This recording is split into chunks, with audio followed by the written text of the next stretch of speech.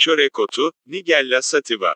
Peygamberimiz aleyhisselam, çörek otuna devam edin. Zira Allah onda ölüm hariç her derde şifa halk etmiştir, buyurmuştur.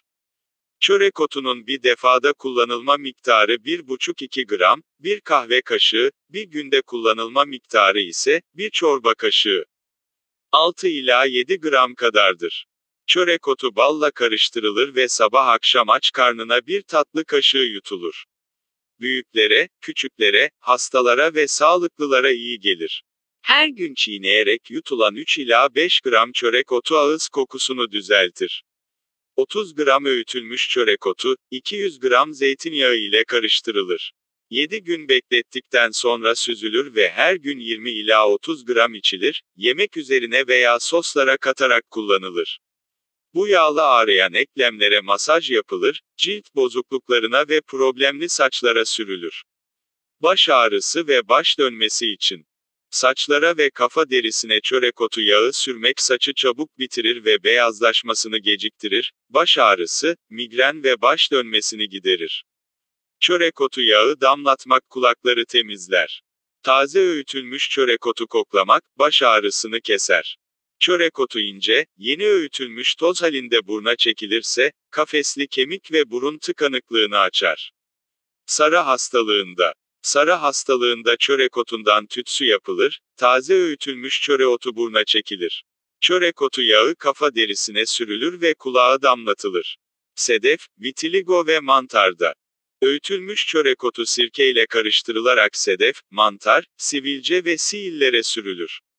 İnce öğüterek yaraya serpmek yarayı iyileştirir. İnce öğüterek yemek ve basura sürmek basuru iyileştirir. Ekmek hamuruna karıştırmak, ekmeğin hazmını kolaylaştırır. Çiğneyerek yemek, mide ve bağırsak gazlarını söker, bağırsaklardaki ve karaciğerdeki kurtları ve yabancı mikropları öldürür, ağız kokusunu güzelleştirir. Yüz felcinde. Çörek otu akşam sörkede ıslatılır ve sabaha kadar bekletilir. Süzülüp kurutulur, sonra iyice dövülerek buruna çekilir. Bu işlem günde 3 ila 5 defa tekrarlanır. Baş ağrısını keser, yüz felcine iyi gelir. Çörek otu yağını buruna çekmek ve kafa derisine sürmek, yüz felcine iyi gelir.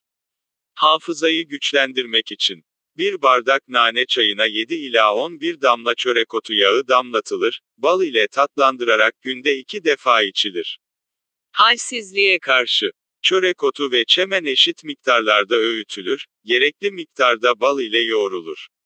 Sabah akşam bir tatlı kaşığı kadar alınır.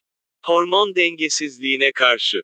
Her sabah bir tatlı kaşığı öğütülmüş çörek otu artı 10 ila 20 mg arı sütü artı 30 ila 50 gram bal karıştırılır ve ağızda eriterek yutulur. Buna bir ay devam edilir. Doğumu kolaylaştırmak ve kadın hastalıkları için. Bir çorba kaşığı papatya bir bardak su ile kısık ateşte 10-15 dakika kaynatılır. Aynı şekilde çörek otu da kaynatılıp süzülür ve süzülmüş papatya suyu ile karıştırılır.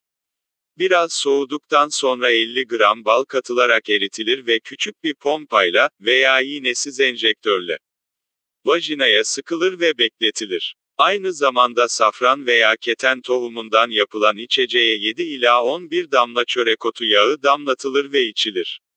Bu işlem, doğumu kolaylaştırmak için sancı başladıktan sonra ve kadın hastalıkları için 1-2 hafta süresince her akşam uygulanır. Kolesterolü düşürmek ve kolesterollü tıkanıklıkları eritmek için. Bir çorba kaşığı öğütülmüş çörek otu artı bir çorba kaşığı öğütülmüş civan perçemi artı bir çorba kaşığı bal karıştırılır, ikiye bölünür ve her sabah ve öğlen aç karnına yenir. Acıkınca yeşil çay, meyve suyu veya havuç suyu içilebilir, öğlene kadar hiçbir şey yenmez. Bir hafta devam edilir. Kısırlıkta. 1 bardak çörek otu artı 1/2 bardak çemen artı 1/2 bardak turp tohumu öğütülür, 2 bardak bal ile karıştırılır ve sabah akşam birer çorba kaşığı yenir. Bitene kadar devam edilir. Prostat hastalıkları için. 6 hafta süresince her sabah bir tatlı kaşığı öğütülmüş çörek otu artı 1/3 çay kaşığı dövülmüş mürrü safi, bal şurubu ile içilir. Bel, kasıklar ve er bezlerinin alt kısımlarına her akşam çörek otu yağı sürülür. 3 hafta devam edilir. Sonraki 3 hafta süresince çörek otu yağı yerine acı kavun suyu aynı şekilde kullanılır. Diyabete karşı. Bir su bardağı öğütülmüş çörek otu artı yarım bardak öğütülmüş tere tohumu artı bir bardak öğütülmüş nar çekirdeği artı bir bardak kurutulmuş ve öğütülmüş beyaz lahana kökü artı bir çorba kaşığı dövülmüş mürrü safi karıştırılır ve karışım bitene kadar günde 3 defa birer tatlı kaşığı aç karnına alınır. Dalak hastalıklarında her akşam çörek otu öğütülür ve eski zeytinyağı ile veya zeytinyağının tortusu ile karıştırılıp sol kaburga kemiklerinin altına sürülerek üstü kapatılır. Sabaha kadar bekletilir. Aynı zamanda bir kahve kaşığı çemen otu, bir su bardağı sıcak su ile karıştırılır ve bal ile tatlandırır. 7 ila 11 damla çörek otu yağı damlatarak içilir. 2 hafta bu işlemlere devam edilir. Böbrek ve safra kesesi taşlarını eritmek için. Bir kahve fincanı taze öğütülmüş çörek otu artı bir kahve fincanı doğal bal artı 3 baş ezilmiş sarımsak yoğrulur. 3'e bölünür ve günde 3 defa 50 ila 100 gram limon suyu ile birlikte alınır. 7 gün boyunca her gün aynı işlem tekrarlanır. Çörek otu bal ile karıştırılıp içilirse, böbrek ve mesanedeki taşları eritir, ağrı sızıyı giderir, balgamı keser, nefes darlığına iyi gelir. Safra kesesi dokularını düzeltmek için. Bir çorba kaşığı öğütülmüş çörek otu artı bir tatlı kaşığı ince öğütülmüş mürsafi artı 200 gram bal iyice karıştırılır, bitene kadar sabah öğle akşam birer tatlı kaşığı yutulur. Doktor Aydin Salih Gerçek Tıp Kitabı